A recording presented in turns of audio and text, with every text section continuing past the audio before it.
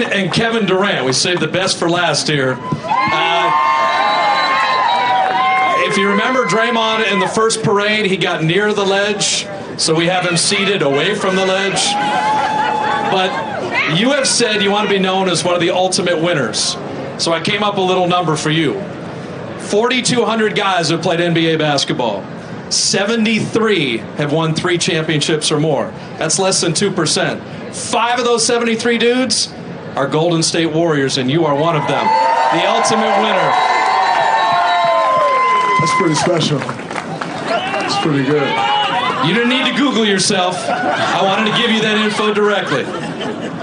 Appreciate that. Steve calls you the heartbeat. There was an interesting kind of puzzle on would the elite championship defense be there in the playoffs when it mattered. And about 3 minutes into the Spurs game 1, I said, Draymond is so locked in, he's guarding the whole Spurs team by himself. I think the elite defense is here. Where's that energy come from? And in the playoffs, ratcheting it up, how do you do that all the time? I mean, I think, as competitors, we all look forward to that moment to compete for a championship, although it may not seem like that at times throughout the regular season where it can get long and grueling. We look forward to that. And, I mean, as far as the defense goes, like Steve said, that's why our team is made at. It allows us to get out in transition. It kills the confidence of other teams. I think, everybody think my defense is great. I think it's pretty good, but I have a lot of defensive breakdowns out there thinking by myself. And, these guys cover up for me, so I can't act like it's just me, out there making everything go. We all work out together, and, that's how our defense is so great.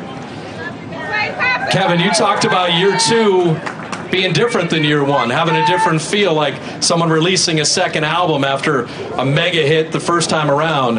What will you take from the back-to-back championships for Kevin Durant, other than another kind of K-dagger in Cleveland to put him away? Like Clay said, I think it's just a journey, just being around these guys every day. I see these guys more than I see my family, so I feel like we built a nice bond over the last few years, and it's only getting stronger and stronger, and it showed on the basketball court. So I just, flights, the bus rides, the shoot-arounds, breakfast meetings, all that stuff, that's the best part of the year, and then to get here just caps it all off. So it's just a special year, just getting to know each and every one of my teammates even better.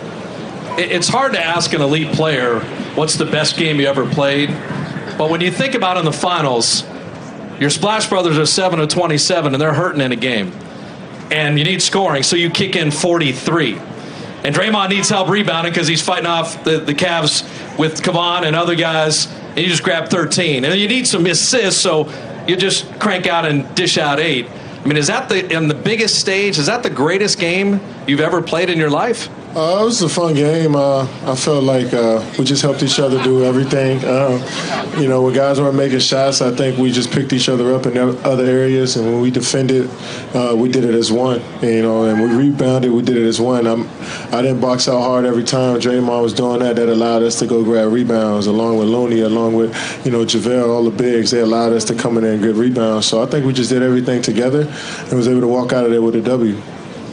So, Draymond, people want to know in Game 6 or Game 7 at halftime, trailing, the voices, the leadership of Sean Livingston. I heard Clay was doing talking. He doesn't normally talk. Is that there's a comfort level with the whole roster of different guys stepped to the forefront and said, let's stay together, let's get this done. So it isn't always Steve's voice.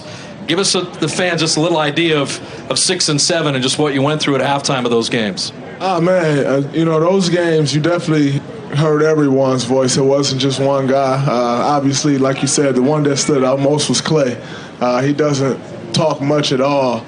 And those 2 games, he probably talked more than anyone, but I mean, that's just the type of competitor that he is. That's why he can play on a high ankle sprain or whatever it was he's playing on in the finals, because he just wants to win. And, those 2 games, as much as he talked, like, that just shows it right there alone that, that's the only thing that matters to him and everybody up here, which is why we've had the success we've had. All right, I'll finish up with very few teams ever sweep in the finals. It's kind of historic. How important was that to you guys with the sweep to leave the exclamation mark on that? That's a move. It's definitely a move, for sure. And Kevin, for you, a thought to the fans. You fit in perfectly. We want you back at any contract you would like for any amount in any years. Why was that even a discussion? Why were you even talking about that? Yeah, for sure. We want to do this thing again. All the love and support.